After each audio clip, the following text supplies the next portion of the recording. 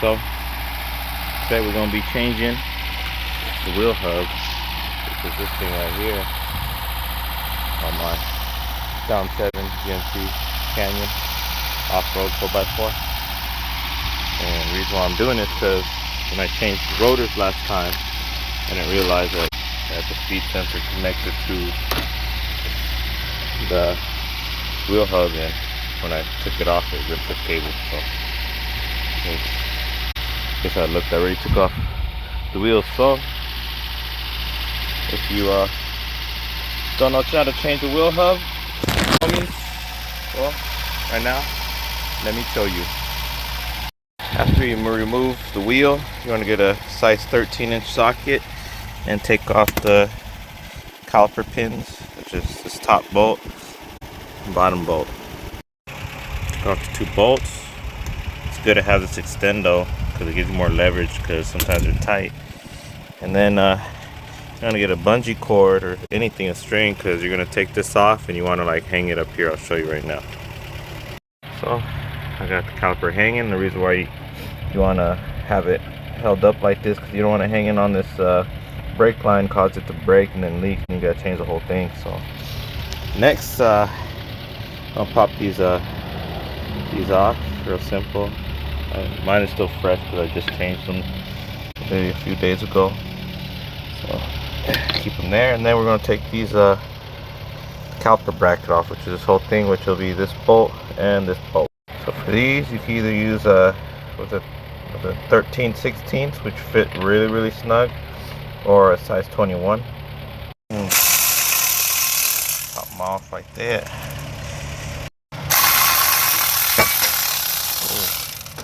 Try not to drop that when you do it, but caliper bracket, try not to lose the clips off of that. Set that aside. And next we gotta take this axle nut off, because I got the 4x4 still has the axle attached, and then after the axle nut there's going to be these 4 screws in the back. There's one there, one over here on this other side, one below it, and then one below this first one too. So it's going to be a size 35. Got this badass gun right here that I'm gonna use to take it off. If not, you got to use like a big old breaker bar or something. They're pretty, they suck because this thing too kind of will spin, so it's best to use a gun. And you can either rent these at AutoZone or O'Reilly's, or go to Harbor Freight like I did and just buy your own set. Let's get it off.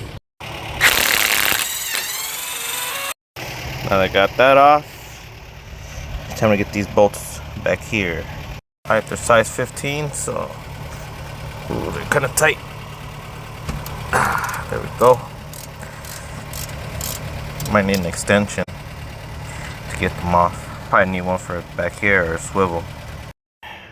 Now that you got the screws off, next this is what I forgot to do last time. You gotta take the cables off for the speed sensor. If not, you end up ripping it. I mean, I don't really have to anymore because it's already, to see it's already ripped.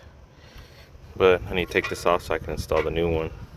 When taking these things off, you just get a flat head and kind of pry it in there and then twist it and pull, and boom. See, there's one. And all of them are the same. This one literally had a little tab you can squeeze on right there, and then opened up. And then you have some that are like this, where you gotta literally kind of pry that up or break it off. The new one comes with a new one, so make sure you just get that plastic out from that hole, because you're gonna need that hole. So just poke it through and just continue. And then the plug is behind this thing over here, where you have to pull it out. You can't really see. If I can get the video. So it's right back here. See, oh, there's where I'm gonna unplug it. And there's this clip right here that holds it. You can get the flathead and kind of press the little teeth that coming out to kind of like push it through that hole. Boom. And now it's loose. Pull it out. Pull it all the way as much as it comes out, and then you just unplug the plug and then replug your new one in. But make sure before you replug it, you run it through there, because if not, then you're not gonna be able to run it through this hole, and then you have to disconnect it again, and then, you know, it's gonna suck. One thing I just realized that all those clips I was taking this thing off come already attached to this hub, so I can pull all these off. Just pry it off with your flathead, or cut them off however you want. Doesn't matter anymore because we got new ones. I'll just break them off. The new ones are gonna go in that hole. Yeah, however you see fit. If you have something to cut it with, just cut it. Just keep prying it until it comes off. Next, you take this little screw off right here. I believe I use a 5/16. Yeah, it's pretty small. Just take it off, and that'll be the last thing you take off for this cable. Now I'm ready to take the hub off, and it should all slide out. Taking the hub off, normally the whole cable will come off with it, but since I broke it, you know, this came off easy. I just changed this axle and everything and just did the brake, so it came out smooth. But the first time I did it, I did need to get like a pry bar and kind of wiggle it and pry it a lot until it came off. Make sure you don't lose this washer. This goes like once you have the wheel hub, goes there, and then you put the nut. So put it with the nut, and now we just gotta get the new cable, the new hub. Oh wait, actually before we do that, gotta take these screws off. This will release the rotor, and then I'm gonna take the rotor, attach it to the new hub, and then I'll be running the cable through here and attaching the new. Well, also too, you got this this dust shield right here that's gonna need to go.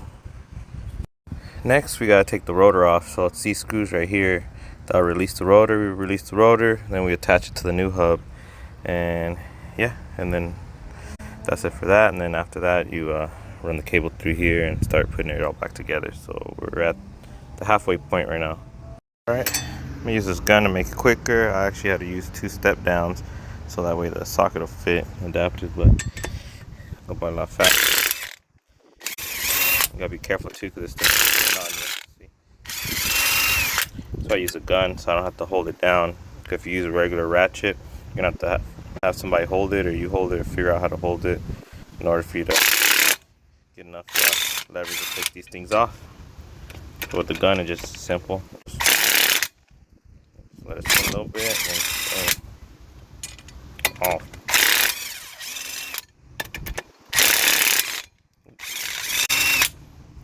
There we go. I got the rotor off the old one, and I just gotta pop it onto this one. Pretty self-explanatory. Alright, so I got the new rotor on it. Before you start hitting it with the gun and tightening these, you want to make sure you kind of get the thread started with your finger and screw them in a little bit. That way it eliminates the risk of you stripping the threads by just hitting it with the gun. And yeah, let's do it. So, got it all tight. Now next, what I need to do is I need to get this whole cable through this hole. The sucky thing is this axle's in the way, so I'm gonna use this really big flathead screwdriver as a crowbar, and I'm gonna try to, as much as I can from different angles, pull this back to kind of open up this hole so I can run that cable through. Can't really show you because I need both of my hands. This helps if you have a helper, but let's do it. One quick note, I almost made a mistake. Make sure you put this cover on first, because if you put the wire through this cover, there's no way of putting it through after you do that. So put the cover on. What I did to hold the cover in place, just put a couple screws in the back, and it'll hold it, and then you can run the wire through. That'll save you a big headache. Alrighty, with a little bit of struggle, I was able to get it on. And then you just once you get all this through, the wiring through, you want to kind of screw a little bit so it kind of holds this without it falling out. But it's a little bit pain in the butt. The way I did it was I kind of got this through this hole first, and at an angle where this was kind of tilted forward like that, and I kind of put it in and was able to kind of pop it. I don't know if it was accidental or what, but it went through. Just got to make sure you look in the back when you're installing it, and where the screw holes go, you got to make sure you line that up because it can turn and stuff. But it got on. Now I'm gonna run my cables and plug it up, and then that way I can continue. Alright, now I got the cable back on, running it. Make sure you don't forget where it goes. If not, check the other side. Now to put these other 2 bolts on. Alright, so I tighten those screws. I suggest you get a swivel, or you can even use an extension and turn the steering wheel, you know, this way for these 2 screws and the other way for the other back. Then when you're done, you want to straighten it, so when you put the wheel on, all that stuff, or no, actually you can put the caliper and all that first and then straighten it at the end for the wheel, which I'm gonna do that. So next, put on the bracket, which will be this with the 2 big screws.